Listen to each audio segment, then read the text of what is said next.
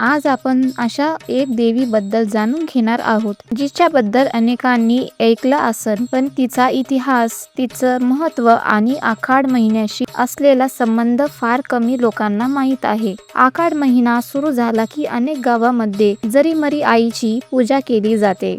काही ठिकाणी देवीला ओटी भरली जाते, काही भागात जत्राही भरते. पण हे सगळं का केलं जातं?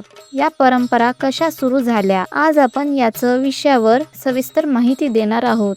तर चला सुरू करूयात. सर्वप्रथम जरीमरी आई कोण आहे? या महाराष्ट्रातील अनेक भागात जरीमरी आईला ग्रामदेवत किंवा लोकदेवत म्हणून मानलं जातं.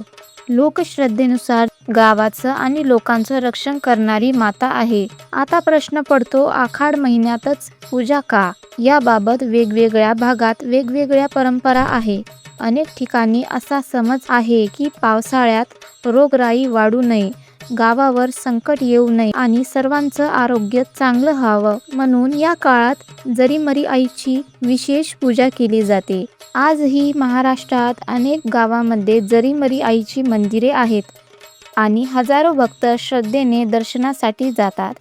प्रत्येक गावातील विधी आणि परंपरा थोड्या वेगळ्या असू शकतात, पण भक्तींचा भाव सारखाच असतो. शेवटी एवढंच सांगू इच्छिते की आपल्या लोकपरंपरा आणि ग्रामदेवतांचा इतिहास जपणं ही आपली जबाबदारी आहे.